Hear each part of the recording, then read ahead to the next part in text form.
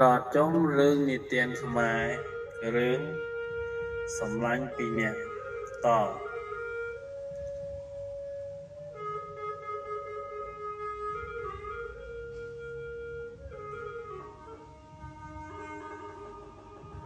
លោកកន្លងមកពេលចូលដំណេកយប់ក្រោយទៀតដីនិយាយនឹងប្រពន្ធថានាងអើយបងគិតឃើញរបរមួយមុខបើបានដោយគំនិតនឹងបានមាសប្រាក់តាល់តុកថាសដោយងាយងាយប្រពន្ធសួរប្តីថាគិតធ្វើដូចម្ដេចក៏ងាយម្ល៉េះដីប្រាប់ទៅប្រពន្ធថាក្នុងសមុទ្រមានសំពៅអ្នកចំនួនគ្រប់ប្រទេសខ្លះសុខសប្បាយ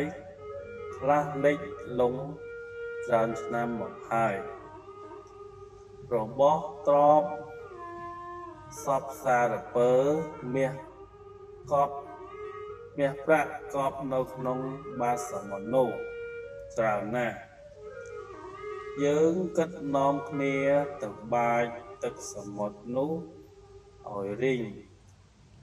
ត្រវៃមាសប្រាក់គ្រប់មុខនោះ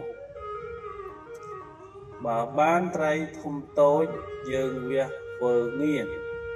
ធ្វើផ្អកប្រហុកព្រឹកនេះនាងឯងដាំបាយដួសដាក់កញ្ជើឲ្យមានមកជូរនិងស្លាម្លូផងប្រហែមយើងទៅបាចទឹកសមុទ្រឲ្យរីងប្រពន្ធឮប្តីប្រាប់ហើយក៏ធ្វើតាមបង្គាប់ប្តីលុះព្រឹកឡើងរៀបគ្រប់ប្រដាប់រួចក៏នាំគ្នាទៅដល់មាត់សមុទ្រហើយទុកដាក់ម្ហូបចំណីដោយស្រួលទើបប្តីកាន់កញ្ជើមួយប្រពន្ធកាន់កញ្ជើមួយខំបាចជះទឹកសមុទ្រទៅលើគោកតតែពេលបាយទើបឈប់បរិភោគបាយរួចនាំប្តីប្រពន្ធបាចទៀតតល្ងាចទើបនាំគ្នាមកផ្ទះវិញបាចបានចំនួន5ថ្ងៃដីក៏ឈរបាំងដៃមើលទឹកសមុទ្រហើយប្រាប់ប្រពន្ធថាទឹកស្រកសណ្ដក់ហើយនាងប្រពន្ធឆ្លើយថាបើដូច្នោះយើងខំបាចទៅយូរណាស់កន្លះខែទៀតមុខជារីងហើយយើងចាប់យកត្រីធំតូចវះធ្វើងៀនផ្អកប្រហុកក្លឹងលក់យកប្រាក់មួយទៀតសំពៅទាំងប៉ុន្មានដែលលិចលង់មកយូរឆ្នាំនោះយើងត្រូវកាយយកប្រាក់មាសតុកថាសចានបានទៅក្នុងសំពៅនោះមិនដឹងបើយកទៅណាអស់ទេថារួចដល់ល្ងាចត្រឡប់មកផ្ទះវិញព្រឹកឡើងនាំគ្នាទៅបាចទៀតហើយនិយាយតែពាក្យដដែលដូចថ្ងៃមុនវងមច្ឆាក្នុងសមុទ្រស្ដាប់ឮដូចដំណឹងសពគ្រប់ភ័យបារម្ភណាស់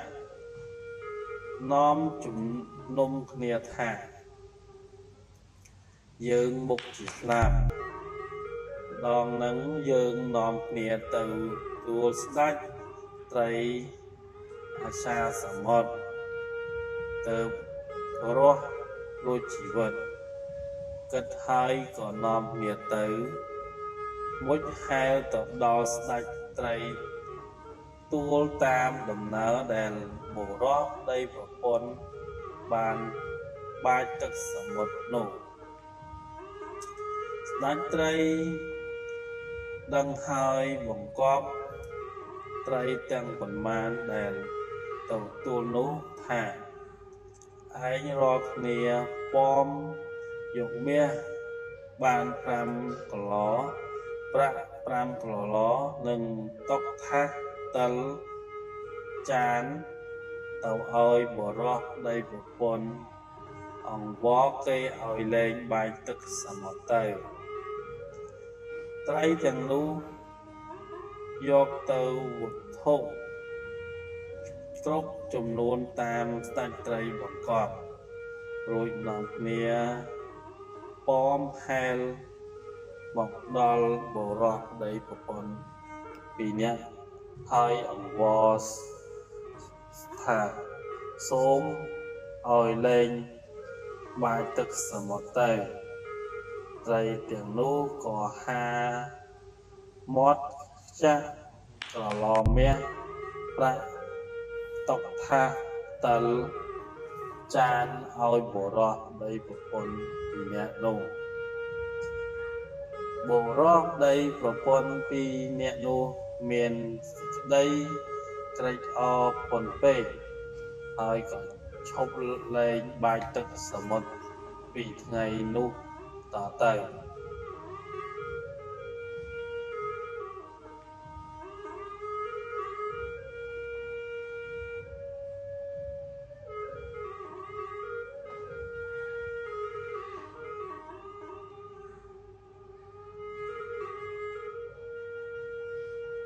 ដីប្រពន្ធរែកជញ្ជូន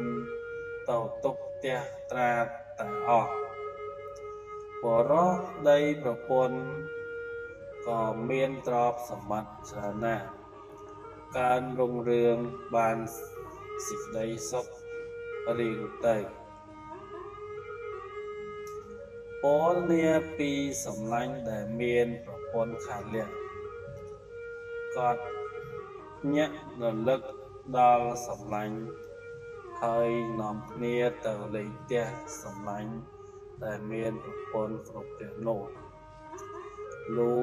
ដល់លើផ្ទះគេក៏នាំគ្នារកអានគ្នាចិត្តស្និទ្ធស្នាលដូចពីដើមគាត់គុណមើលរបស់ទ្រព្យប្រដាប់ប្រដាក្នុងផ្ទះហើយនឹកក្នុងចិត្តថាពីដើមសម្លាញ់គេមានទ្រព្យសម្បត្តិល្មមគួរសមទេឥឡូវនេះគេរករបស់អ្វីក៏មានទ្រព្យសម្បត្តិច្រើនដែរគិតហើយអួញប្រាប់សម្លាញ់ដែលមានទ្រព្យសម្បត្តិច្រើនថាសម្លាញ់អើយអញសពថ្ងៃនេះលំបាកណាស់សម្លាញ់ឯងរកស៊ីជំនួយអ្វីក៏មានទ្រព្យសម្បត្តិច្រើនដែរសម្លាញ់ដែលមានប្រពន្ធគ្រប់លក្ខថាសម្លាញ់អើយអញរកស៊ីបាចទឹកសមុទ្រតែ2នាក់នឹងប្រពន្ធអញទេពេលព្រឹកទៀបភ្លឺប្រពន្ធឡើងដាំបាយមានគ្រប់ប្រដាប់លុះភ្លឺឡើងនាំគ្នាទៅបាចទឹកសមុទ្រល្ងាចត្រឡប់មកផ្ទះវិញស្ដេចត្រីភ័យហិតភ័យបង្គាប់ត្រីជាបរិវារឲ្យប៉មយកមាសប្រាក់និងរបស់របរគ្រប់មុខឲ្យអាចឯសម្លាញ់ប្រពន្ធខាងលះដឹងហើយក៏លាសម្លាញ់ដែលមានប្រពន្ធគ្រប់លះនោះគេក៏ឲ្យប្រាក់យកទៅចិញ្ចឹមជីវិតលុះត្រឡប់ទៅដល់ផ្ទះវិញពេលចូលដំណេកបុរសនោះនិយាយនឹងប្រពន្ធថាព្រឹកនេះ bà anh đâm bài bị dục tiếpប្រដាប់ឲ្យមានសពគ្រប់ឬឡើងយើងនឹងទៅនាំគ្នាទៅបាចទឹកសមុទ្រឲ្យបានមាសប្រាក់របស់ទ្រព្យដោយសម្លាញ់យើងមេខាត់លក្ខជាប្រពន្ធឬច្បាស់បានក្រោកបង្កាត់ភ្លើងឆេះហើយបានទៅបើកខាត់អង្គហុបដងមួយទូកដៃយកអង្គទៅលាងពពប់មួយទុកដៃទៀតច្រកអង្គទៅក្នុងឆ្នាំងក៏ពុកទៀតដល់ពុះផាត់បាយកំពុកទៀតច្រកអង្គចំនួនល្មមឆ្អិនពេលឆ្នាំងបាយនៅតែកន្លះឆ្នាំងតល់ថ្ងៃទៅដុសដាក់កញ្ជើហើយបណ្ដើរដីប្រពន្ធទៅបាចទឹកសមុទ្រទាំងខឹងទាំងជាបានចំនួន5ថ្ងៃអស់វងមច្ឆាធំតូចអើលភ័យនិយាយគ្នាថាបុរសដីប្រពន្ធពីណាមកបាចទឹកសមុទ្រទៀតហើយពួកត្រីក៏សម្លឹងទាំងវងចាំមើលចាំស្ដាប់ប្រពន្ធខាត់លក្ខបោកកជើបោកអីដែលបាចទឹកនោះថាបានយូរថ្ងៃហើយមិនបានឃើញរបស់អ្វីទេអញមិនខ្ចីទេអញលែងបាចហើយឆ្លោះដីប្រពន្ធជេមដាយដីជញ្ជែកប្រពន្ធប្រកាច់បាច់គ្នាប្រទាញណត់សម្ពុតគ្នាទៅវិញទៅមកតតែអាក្រាតទាំងប្តីប្រពន្ធលិចគេខ្មាស់នៅមាត់សមុទ្រហើយអ្នកទាំងពីរអ្នកនោះថាខ្ញុំគេក៏ខ្ញុំចោះលែងបាច់ហើយត្រីទាំងនោះឮថាលែងបាច់ក៏ក្រេកអរធូរចិត្តលែងសួរឲ្យមាសប្រាក់របរទាំងពួងត្រីទាំងនោះក៏បានឃើញគេខ្មាស់បុរសដីប្រពន្ធលោតសាច់ទាំងវងឯត្រីសណ្ដាយសាច់តតែរយៈមាត់បានជាមាត់ធំដូចគេហែករហូតដល់បច្ចុប្បន្ននេះបុរសដីប្រពន្ធគ្មានបានអ្វីសោះក៏លែងឆ្លោះគ្នាដកសារាយប្តីមួយអម្រែកប្រពន្ធមួយទំនួលត្រឡប់មកផ្ទះវិញចាក់សារាយចោលនៅគៀនជញ្ជាំងឲ្យលលួយខូចអស់ទៅ